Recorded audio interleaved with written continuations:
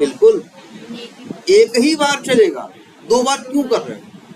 Question ये उठता है कि दो बार, तो पहले याद कर लो, सुपर फंक्शन नहीं है। सुपर जो है वो कंस्ट्रक्टर की, सुपर के आगे पैरेंथेसिस लगाओगे तो बात किसी कर रहा है, कंस्ट्रक्टर की। कंस्ट्रक्टर दो बार नहीं चलता, दो बार क्यों चाहिए तुमको? पहले क्वेश्चन ये उठता है कि दो बार तुम्हें चाहिए ही क्यों? भाई पेरेंट में कंस्ट्रक्टर है या पेरेंट है, या किसी क्लास में कंस्ट्रक्टर हो, हम बताओ किसी क्लास का ऑब्जेक्ट बनाते हैं तो बताओ कंस्ट्रक्टर कितनी बार चलना चाहिए? एक बार। दो बार क्यों हम बनाए? चलो, अगर डिफरेंट पैरामीटर हो तब भी दो बार नहीं चलता, चलेगा तब जब अंदर से ही क्या करोगे, कॉल करोगे। ठीक है, ये चीज याद रखो कि एक चाइल्ड के बाद चाइल्ड का ऑब्जेक्ट जब बनेगा तो जब चाइल्ड का ऑब्जेक्ट, जैसे अगर अच्छे देखो, चाइल्ड का कोई भी ऑब्जेक्ट बनेगा तो साथ में किसका ऑब्जेक्ट बनेगा? पेरेंट का। भाई चाइल्ड का ऑब्जेक्ट बनेगा तो लोड किसका होगा? पेरेंट का। तो कंस्ट्रक्टर कितनी बार चलेगा? एक बार। ठीक है, अब उस समय तुम सोचो कि हम सुपर को यहाँ दो बार कॉल करते हैं, जैसे हम यहाँ मान लो कंस्ट्रक्टर, जैसे अच्छा मान पहले ये देखो, अगर यहाँ नहीं बना है तो, अगर हम अभी यहाँ की बात करें, ओपेरा ऑटोमेशन का ऑब्जेक्ट बनाओगे तो सीधी बात है, कोई कंस्ट्रक्टर नहीं है तो भी जो जेवीएम में, जो इसके पीछे जेवीएम में एक डिफॉल्ट कंस्ट्रक्टर बनाएगा वो तो है, और उसकी पहली लाइन में सबसे पहले कौन कॉल होगा? Parent, super. अगर यहाँ वेब ऑटोमेशन है तो पहले कौन चलेगा? ये चलेगा। मान लो अगर हम यहाँ लिख दे,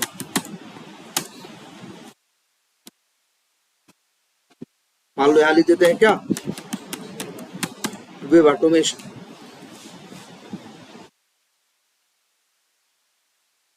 और यहाँ पे अगर है तो, और यहाँ भी लिख देते हैं क्या, यहाँ देखो सुपर, हमने यहाँ क्या कर दिया है? कॉल किया। यहाँ हमने सुपर क्या किया है? कॉल किया है। नहीं कॉल करोगे तब भी कॉल कौन होगा? पेरेंट का। अगर ये लाइन ही गायब रहेगी तब भी कॉल होगा किसका? पहले पेरेंट। और अगर लेकिन तुम इसको दूसरी लाइन में कॉल नहीं कर सकते, या सुपर को दो बार कॉल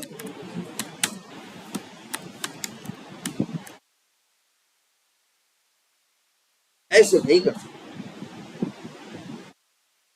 सुपर कभी दूसरी लाइन में हो ही नहीं सकता। बात दो बार कॉल करने की नहीं है, बात इसके दूसरी लाइन बनने की। कभी भी जो सुपर होगा वो कभी वो दूसरी लाइन में हो ही नहीं सकता, हमेशा कहाँ होगा? पहली लाइन। और नहीं लिखोगे तब भी कहाँ होगा? पहली लाइन में, पहले उसी को चलो।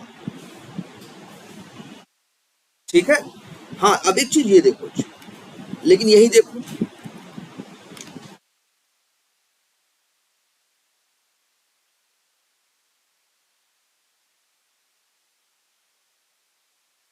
पब्लिक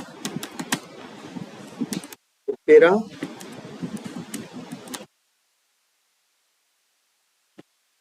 ऑटोमेशन, पहले ये बताओ ऐसा हो सकता है? एक ही क्लास के अंदर सेम नेम के दो मेथड नहीं हो सकते, या एक ही क्लास के अंदर सेम नेम के दो कंस्ट्रक्टर नहीं हो सकते? सेम नेम ओनली नहीं, सेम नेम और सेम पैरामीटर।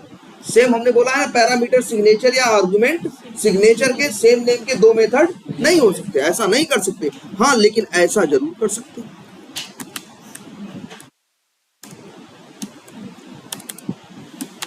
चलो अब है ना, अब ओपेरा ऑटोमेशन जो क्लास है, इस क्लास के अंदर कितने कंस्ट्रक्टर हैं? दो, एक ये है और दूसरा ये, लेकिन दोनों में फर्क है। दोनों का नाम भले सेम है लेकिन एक में एक भी पैरामीटर नहीं है और एक में एक है, मतलब पैरामीटर सिग्नेचर क्या है? डिफरेंट है, अलग है। इसको क्या बोलते हैं? कंस्ट्रक्टर की ओवरलोडिंग। जैसे मेथड्स की ओवरलोडिंग होती है, जैसे कोई भी मेथड हो, जैसे ये मान लो गेट या माई मेथड है, एक मेथड और बना दे, बना सेम नेम और सेम आर्गुमेंट का तो नहीं बना सकते ना। यहाँ लिख दे, मान लो क्या, इंट ए। अब तो है ना, क्योंकि मेथड की ओवरलोडिंग होती है। सेम नेम के दो मेथड है भले, लेकिन इनका आर्गुमेंट सिग्नेचर तो फर्क है ना। जो बिना आर्गुमेंट का कॉल करोगे तो ये रन होगा, जब आर्गुमेंट भेज करोगे तो कौन रन होगा? ये रन होगा। ये फर्क कर लेगा कि इसको कॉल करना है कि इसको कॉल करना है। इसी तरह से यहाँ पे है, तुम ही देखो, कहीं से भी बनाओ यार, हम करें यहीं से बना के तुम्हें हम दिखाएं। अगर हम सोचे कि ओपेरा ऑटोमेशन क्लास का क्या बनाए, ऑब्जेक्ट बनाए, तो क्या लिखेंगे, न्यू ओपेरा ऑटोमेशन। देखो यहाँ दो दो ऑप्शन आ रहे हैं ना, दो, एक बिना पैरामीटर का है और एक पैरामीटर के साथ। अगर तुम ये कॉल करोगे बिना पैरामीटर वाला, तो जानते हो क्या होगा, ये कंस्ट्रक्टर चलेगा। और अगर तुम ऑब्जेक्ट बनाने के टाइम पे एक क्या भेज दोगे, जैसे मान लो एक स्ट्रिंग भेज दोगे, मान लो राहुल भेज दिया, अब स्ट्रिंग है ना इसमें, तो कौन मैच करेगा, ये मैच करेगा, ये चलेगा। जैसे यहाँ ABCD प्रिंट हो रहा है मान लो, और यहाँ प्रिंट हो रहा है क्या, मान लो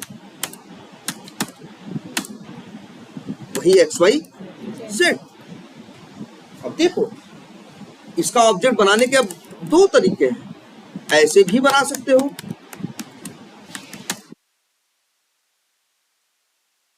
यहाँ दोनों ऑब्जेक्ट बन रहे हैं कि नहीं बन रहे हैं, ओपेरा ऑटोमेशन की बन रहे हैं। लेकिन जब ये वाला ऑब्जेक्ट बन रहा है तो ये वाला कंस्ट्रक्टर चल रहा है, और जब ये वाला बन रहा है, लाइन नंबर 19 में वाला बन रहा है, तो जिसमें क्या है, स्ट्रिंग पास हुआ है, तो कौन सा चल रहा है, ये वाला चल रहा है। यही क्या है, कंस्ट्रक्टर की ओवरलोडिंग। अब एक चीज और दी,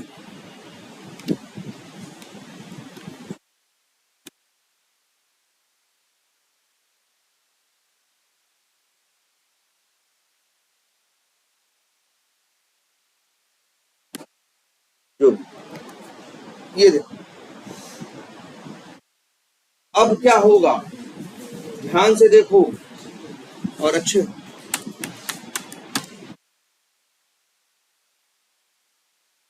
देखो सुपर नहीं कॉल कर पाओगे, लेकिन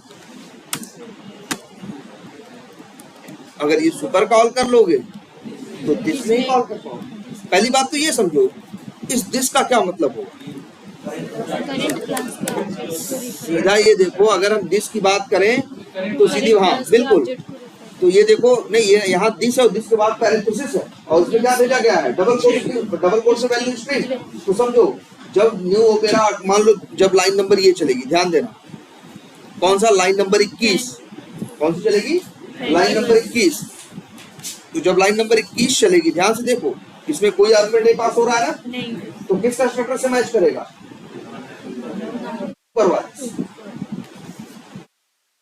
फिर ये अंदर आएगा, फिर यहाँ क्या लिखा है, दिस। अब एक काम करते हैं जरा, इसको यहीं पे हम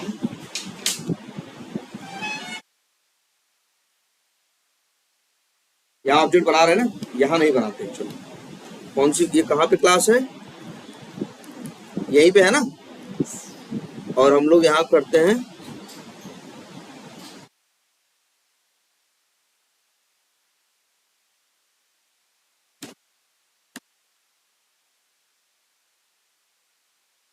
ये, तो ऐसे नॉर्मल है, ठीक है, क्लास बना दी और फिनिश कर, ये देखो अब ये बना रहे हैं।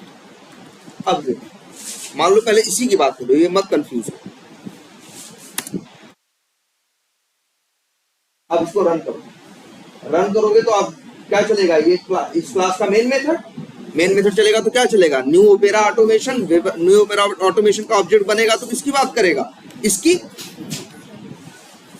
न्यू ओपेरा ऑटोमेशन की बात करेगा, तो बात किसी करेगा, इसकी नहीं करेगा, इस कंस्ट्रक्टर की नहीं करेगा, क्योंकि इसको क्या चाहिए, पैरामीटर।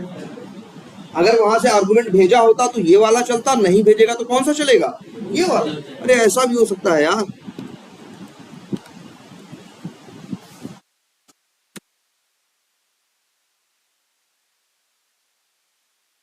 अब बताओ, इसी क्लास के अंदर 3 कंस्ट्रक्टर नहीं है, एक बिना आर्गुमेंट का है, एक स्ट्रिंग आर्गुमेंट के साथ है, एक स्ट्रिंग पैरामीटर के साथ है, और एक इंट पैरामीटर के साथ, 3 है ना।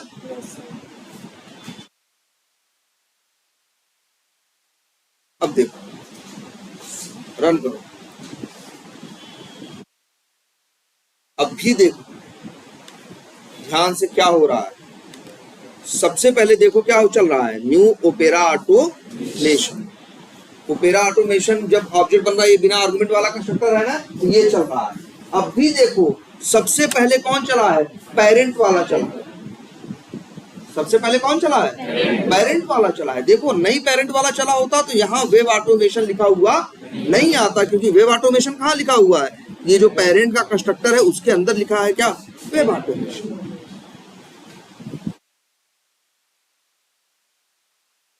तो जब वो मेरा ऑटोमेशन का ऑब्जेक्ट बनेगा बिना आर्गुमेंट का, तो ये वाला कंस्ट्रक्टर चलेगा, ये चलेगा, तब भी पहले किसका चलता है? पेरेंट का चलता है।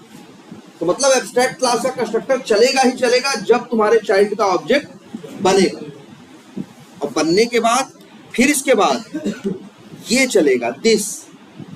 कौन चलेगा? दिस चलेगा। दिस का मतलब अपने क्लास की कंस्ट्रक्टर की बात करेगा। दिस के आगे पैरेंथेसिस है ना, दिस के आगे पैरेंथेसिस है, तो अपने क्लास की, और वो भी किसके? इसकी बात करेगा, क्योंकि इसी में क्या है? स्ट्रिंग।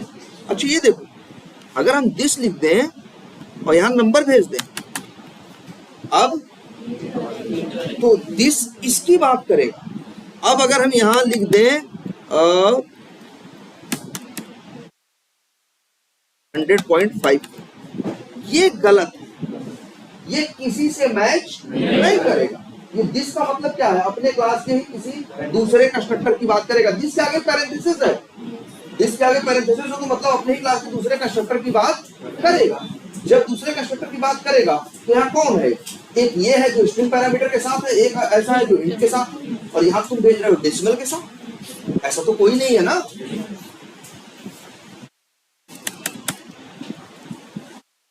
तो याद रखना, एब्स्ट्रैक्ट क्लास में भी कंस्ट्रक्टर हो सकता है, दिस समझना। और सुपर, और तुमने ये भी देखा है कि सुपर को लिखना जरूरी नहीं है। लेकिन जरा कभी ये देख के देखो, ये वेब ऑटोमेशन है ना, मान लो इसको भी एक पैरामीटर चाहिए, इसको चाहिए मान लो डबल डी, मान लो ये साथ में इसको क्या कर दे रहा है? प्रिंट कर दे रहा है। लो अब इसको चाहिए ना, अब जरा आ जाओ इसको मेरा ऑटोमेशन। यहां देखो, यहां तो मान लो क्या कॉल हो रहा है? दिस। पहले तो ये देखो, इनमें एरर आ रही है, इन दोनों, यार ये दिस हटाओ, यहां तीनों में एरर आ रही। तुमने देखा है सुपर लिखना जरूरी नहीं है, हमेशा सुपर का मतलब पेरेंट का कंस्ट्रक्टर चलता ही चलता है। लेकिन अगर पेरेंट के कंस्ट्रक्टर में क्या है? पैरामीटर, ये तो इसे चाहिए ना, पैरामीटर चाहिए इसे ना। और तुम बताओ, यहां सामने देख के तुम बताओ, और तुम तो भैया तुम तो सोच रहे हो कि कंस्ट्रक्टर पहली लाइन में अपने आप चल जाता है।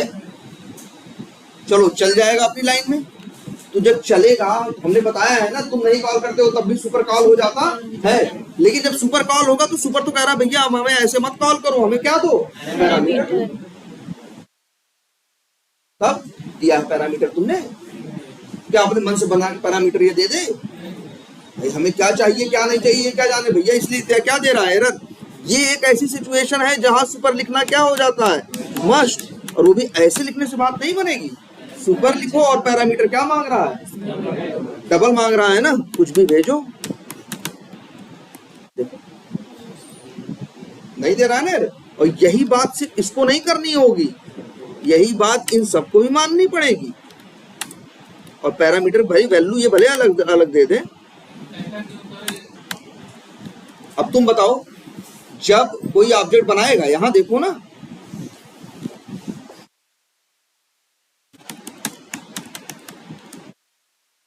न्यू ओपेरा ऑटोमेशन और कोई क्या भेजेगा? नंबर भेजेगा। मान लो हमने यहाँ किसी क्या भेज दिया? 23। अब क्या होगा? सीधी बात, वैसे तुम हम बता रहे कौन सा कंस्ट्रक्टर चलेगा? जो इंट पैरामीटर के साथ है ना। और इक्लिप्स इतना अच्छा है यार कि इस पे अगर कंट्रोल करके प्रेस करो ना, तो उसी पे लेके भी जाएगा जो चलने वाला है। अब वहां से क्या आ रहा है? 23 ना, पैरामीटर में क्या पास हुआ है वहां से? 23 ना, नंबर है ना, ये वाला चलेगा ना, ये वाला चलेगा। तो पहले ये नहीं चलेगा, पहले कौन चलेगा? पेरेंट का कंस्ट्रक्टर चलेगा। उसको आर्गुमेंट चाहिए भैया, सुपर कॉल करके अब देना ही पड़ेगा। सुपर के साथ ही देखा है ना कि भैया कॉल करो चाहे ना करो, कॉल कर देता है। वो तो तब जब पेरेंट को पैरामीटर नहीं चाहिए होता। अगर पेरेंट को पैरामीटर चाहिए तो सुपर लिखना जरूरी है, और सुपर लिखना ही नहीं जरूरी है, वो जिस टाइप का पैरामीटर भी भेजना जरूरी है, जिस टाइप का पैरामीटर उसे चाहिए। देखो, फिर ये सुपर चलेगा और जब सुपर में क्या पास होगा 236.353। जब ये पास होगा तो देखो यहाँ पे ध्यान से आएगा, यहाँ से क्या आ रहा है 236, तो ये क्या होगा, ये मैच करेगा और प्रिंट होगा क्या, ऑटोमेशन स्पेस 236 जो भी था 453। चला के देखो यार कहाँ गया, चलो हटा दे रहे, एक ही रहेगा, कोई कंफ्यूजन नहीं होगा, तुमको चलाओ। वेब ऑटोमेशन 236.253 आ रहा है कि नहीं आ रहा, जो और थे वो नहीं आ रहे हैं, आई बात समझ में।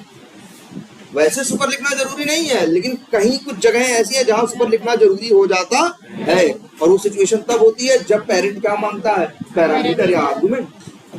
पेरेंट के पास पैरामीटर होता है तो वो आर्गुमेंट मांगता है, तो आर्गुमेंट कैसे भेजोगे, तो भाई जब भी पेरेंट वाली की बात करते हैं तो क्या लिखते हैं, सुपर। क्लियर है ये बात। और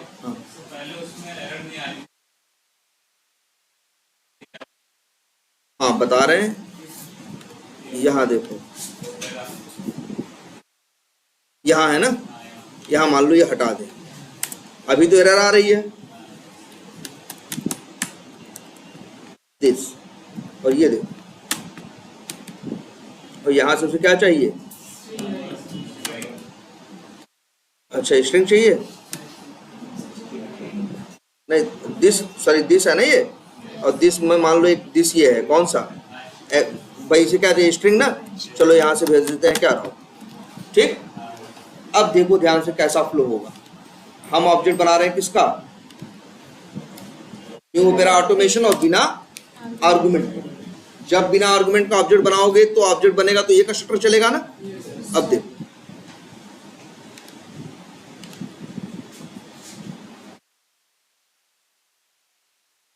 पहले ध्यान से देखो रिजल्ट, अब देखो ये चला कैसे, पहले ध्यान से समझो ये चला कैसे, ये क्या हुआ, न्यू ओपेरा ऑटोमेशन। जब न्यू ओपेरा ऑटोमेशन हुआ तो ऑब्जेक्ट भाई कंस्ट्रक्टर कौन सा चला, ये। फिर यहां पे तुम्हें लग रहा होगा कि ये पेरेंट चल रहा है, कौन सा चल रहा है, पेरेंट। मतलब हमने बताया ना जब चाइल्ड कंस्ट्रक्टर चलने की बात आती है तो पहले किसका चलता है, पेरेंट का।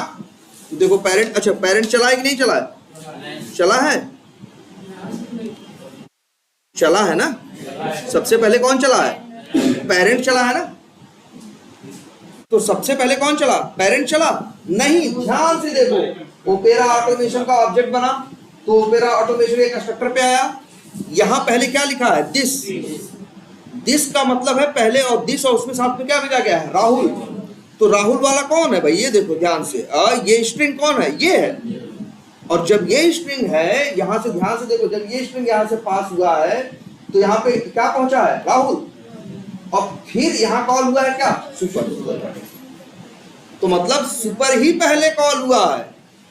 अब लेकिन देखो इस बात के लिए मना नहीं कर सकता था, ये देखो पहले क्या होता है, पहले कोई किसी क्लास का ऑब्जेक्ट बनता है तो सबसे पहले उसके पेरेंट का कंस्ट्रक्टर चलता है, हमने ये बार बार बोला ना। जब उसको चला के खाली होता है तब किसका चलाता है, चाइल्ड का। अब यहाँ पे तुमको ये रूल थोड़ा सा ब्रेक होता हुआ दिखाई दिया, तुम्हें यहाँ पे ये रूल थोड़ा सा क्या दिखाई दिया, ब्रेक होता दिखाई दिया कि भैया देखो यहाँ इन्होंने पेरेंट को चाहिए वो आर्गुमेंट, पेरेंट के पैरामीटर को क्या, सॉरी कंस्ट्रक्टर को क्या चाहिए, आर्गुमेंट।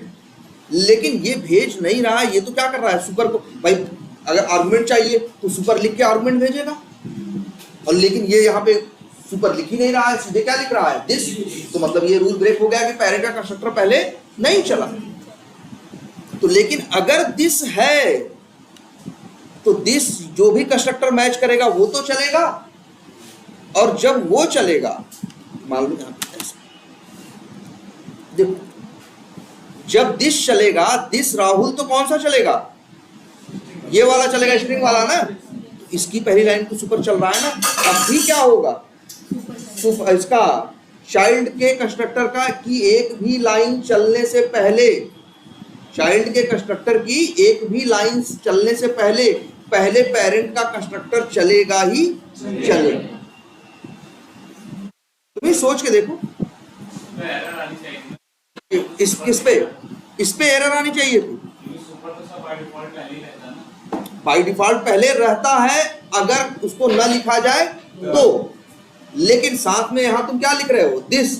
तुम सोचो अगर इसको लिखो मत तब एरर देगा, कहेगा अब तुम कह रहे हो उनसे क्या कि ओपेरा ऑटोमेशन का जब ऑब्जेक्ट बनाओ बिना पैरामीटर का तो ये चलेगा, और इसमें कुछ नहीं कॉल हुआ है तो पहले क्या चलेगा, सुपर चलेगा, और सुपर को चाहिए पैरामीटर, ये भेज नहीं रहा है। लेकिन यहाँ क्या कह रहा है, दिस भेज रहे हैं, यहाँ हम क्या भेज रहे हैं, दिस।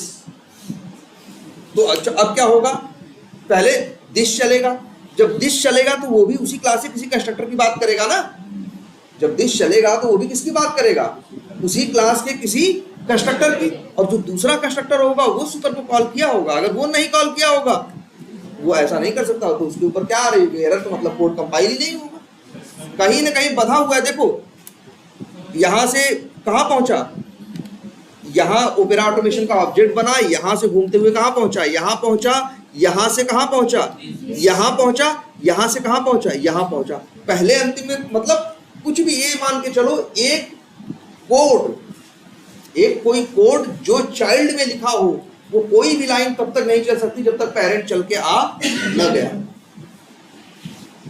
क्योंकि पेरेंट इसीलिए है, चाइल्ड में जो कमियां हैं, जो चीजें चाहिए वही देने के लिए उसने उसको अपना पेरेंट बनाया है, बेवजह थोड़ी ने पेरेंट बनाया, बेवजह थोड़ी ने एक्सटेंड किया। ये दिमाग में रखो बातें, क्लियर है ये?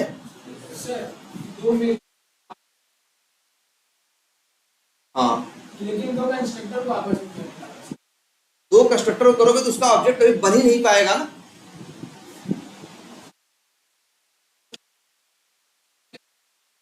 लगा के दोनों वापस निकालना है। हाँ नहीं ऐसा नहीं, मतलब दिस डॉट लिख के नहीं कॉल कर पा रहे हो, ऐसे ही नॉर्मल जैसे आप होता है, जैसे मान लो, अच्छा कंस्ट्रक्टर को कॉल नहीं कर पा रहे हो, बिल्कुल जैसे ये देखो,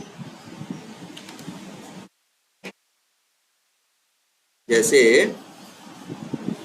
तुम्हारा ये कहने का मतलब है इसमें कॉल किया इसको, और इसमें ऊपर वाले होगा। अब लेकिन यार इसमें देखो, इसमें कॉल कर लिया, तुम कहना चाहते हो इसको, अब ये देखो रिकर्सिव कंस्ट्रक्टर इनोवेशन, देखो इसे कहते क्या है, रिकर्सन। रिकर्सन क्या होता है पहले तो, जैसे ये देखो, ये एक मेथड है माई मेथड, इसी के अंदर हम कॉल कर ले क्या,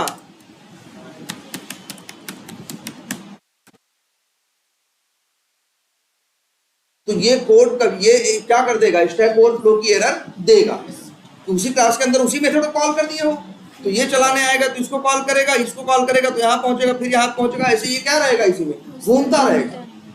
मेथड्स के केस में रिकर्सन यूज कर सकते हो, अगर मेथड्स में रिकर्सन करना भी है तो पहली बात तो जनरली करोगे नहीं, जनरली क्या नहीं करोगे, करोगे नहीं, और करोगे तो तब कब करोगे, क्योंकि रिकर्सन में तो फंस जाएगा ना।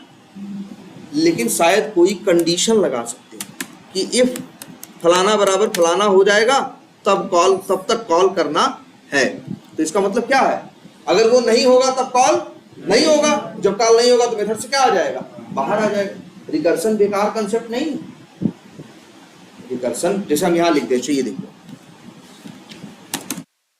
इंट, देखो अच्छा int count equals to low 1, ठीक, और हम यहां लिख दें if count is greater than less than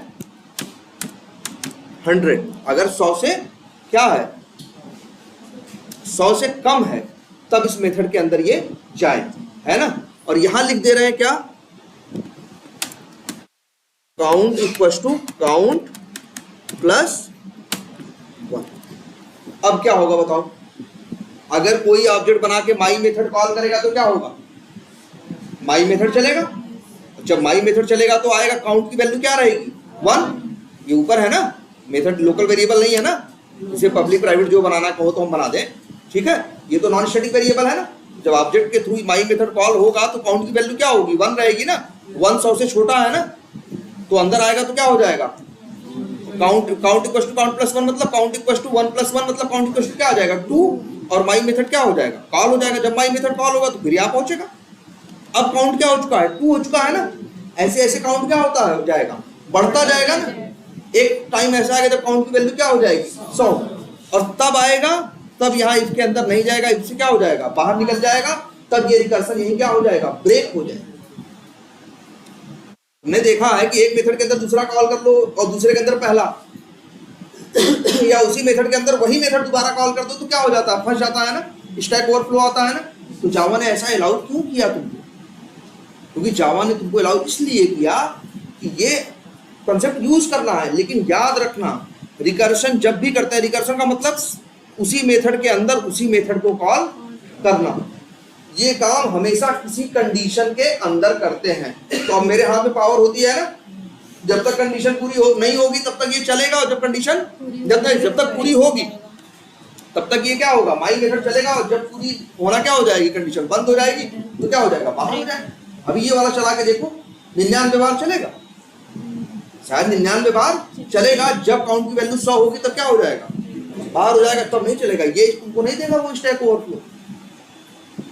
तो उसी मेथड के अंदर उसी को कॉल करते हैं, रिकर्सन करते हैं, लेकिन हमेशा ये रिकर्सन किसी कंडीशन के अंदर होता है जिससे जब तक कंडीशन पूरी हो तब तक चले, जब तक न पूरी हो तो न चले। जैसे ये हो अगर हम ये लिख दे तो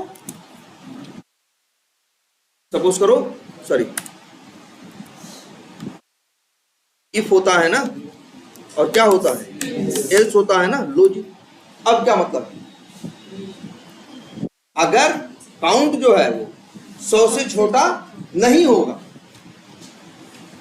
100 से छोटा होगा तो इफ के अंदर आएगा, नहीं होगा तो किसके अंदर आएगा एल्स के अंदर। तो रिकर्सन तब होगा जब काउंट की वैल्यू क्या होगी 100 से ज्यादा होगी।